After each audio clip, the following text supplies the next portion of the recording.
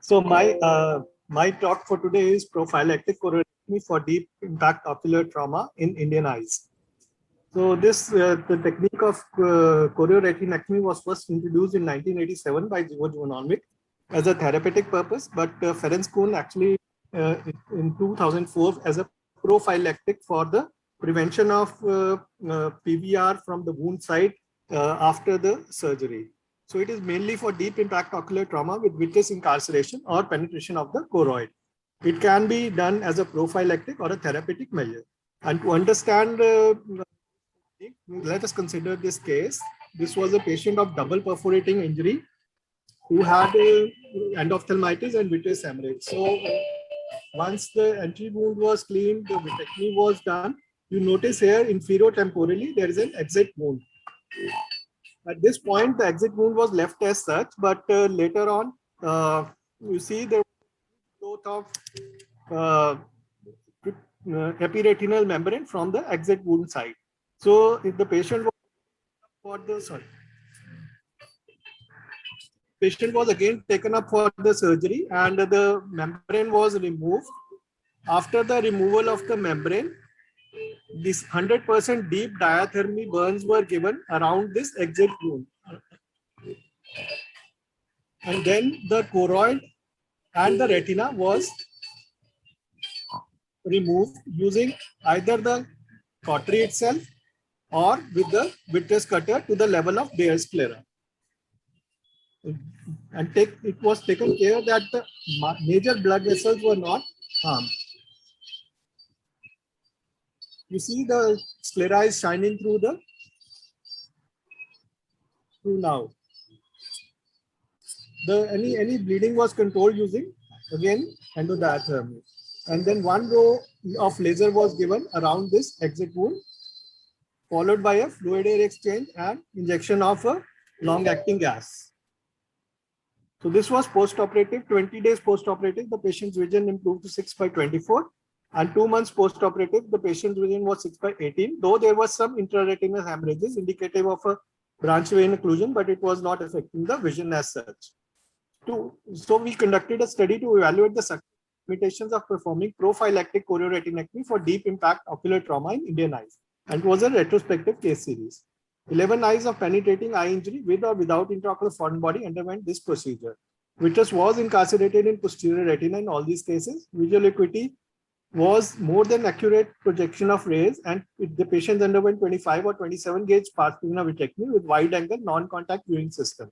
A vitreous-based excision followed by foreign body removal, chorioretinectomy, endolaser, and a gas or silicone oil tamponade was done.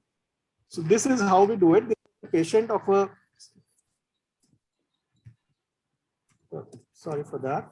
This intraocular foreign body. So the intraocular foreign body once was separated from the site. Again, 100% deep diathermy burns were given around this exit wound, around this wound. And after that, the choroid and the retina was eaten up with the help of the vitreous cutter to the level of Bayer's sclera was exposed.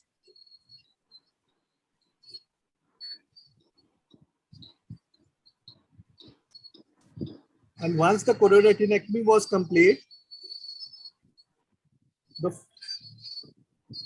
foreign body was lifted up from the retinal surface and removed through an additional sclerotomy using a claw forceps. At the end of procedure, a fluid air exchange followed by gas injection was done. Again, 1 to 2 rows of laser can be done around this choroid. This is post-operative. The patient was 6/6. And the observational results, all patients were male and average age was 28.3 plus minus 12.1 years. Intraocular foreign body inside the globe was impacted in 7 eyes. Exit wound was seen in 2 eyes. There was a patient with a knife injury in 1 eye and a cow's horn injury in another 1 eye.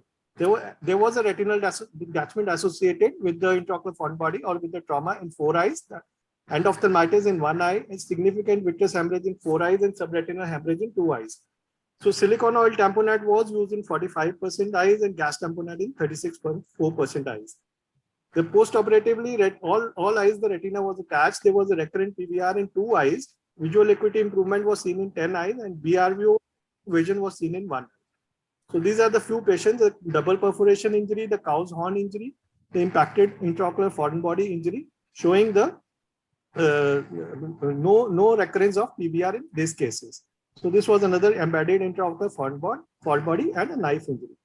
To conclude, the chorioretinectomy is a relatively new procedure, but it may prevent exit site wound-related PVR and fibrous ingrowth into the retina from the wound site, and it may be considered as a prophylactic or therapeutic option. Thank you. So thank you so much for concluding before time. I would request our moderators to please go ahead with the questions. Dr. Mehta, this is an excellent one. Hello. Hello. Yes. Yeah. Yes, sir. But I want to know, there is 2 cases, I think. Put the wall perforation, double group perforation. It was in due to the iron foreign body, or what was the etiology in those cases? So it was an iron foreign body. Okay. In such cases, manage the case intraocularly. What will be the other options? In case of a double globe perforation, is there any other investigation? You recommend any investigation?